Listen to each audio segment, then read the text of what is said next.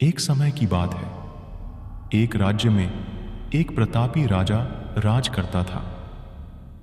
एक दिन उसके दरबार में एक विदेशी आगंतुक आया और उसने राजा को एक सुंदर पत्थर उपहार में दिया।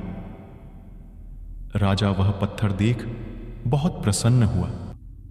उसने उस पत्थर से भगवान विष्णु की प्रतिमा का निर्माण कर उसे राज्य के मंदिर में स्थापित करने का निर्णय लिया और प्रतिमा निर्माण का कार्य राज्य के महामंत्री को सौंप दिया।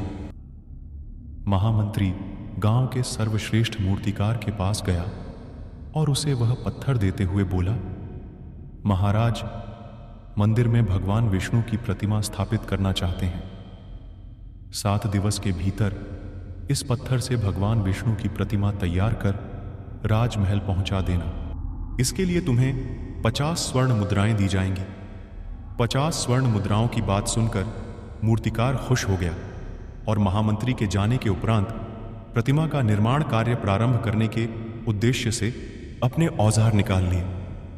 अपने औजारों में से उसने एक हथौड़ा लिया और पत्थर तोड़ने के लिए उस पर हथौड़े से वार करने लगा, किंतु पत्थर जस का तस रहा।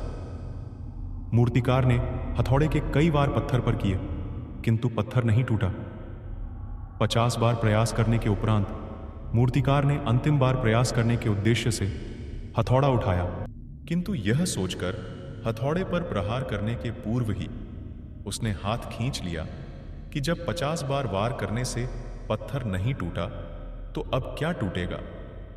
वह पत्थर लेकर वापस महामंत्री के पास गया और उसे यह कह वापस कराया कि इस पत्थर को तोड़ना नामुमकिन है, इसलिए इससे भगवान विष्णु की प्रतिमा नहीं बन सकती।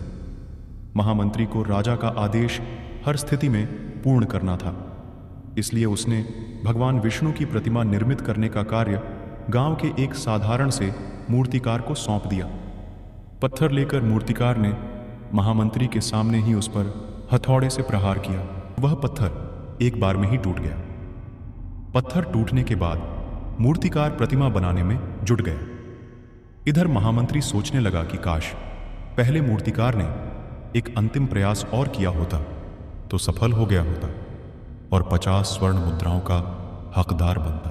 तीख मित्रों, हम भी अपने जीवन में ऐसी परिस्थितियों से दो चार होते रहते हैं।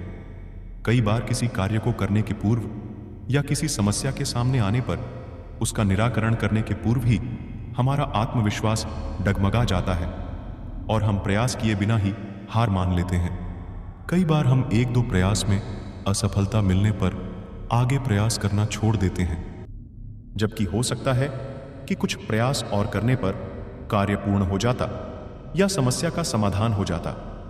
यदि जीवन में सफलता प्राप्त करनी है तो बार बार असफल होने पर भी तब तक प्रयास करना नहीं छोड़ना चाहिए जब तक सफलता नहीं मिल जाती। क्या पता जिस प्रयास को करने के पूर्व हम हाथ खींच लें वही हमारा अंतिम प्रयास हो और में हमें कामयाबी प्राप्त हो जाए।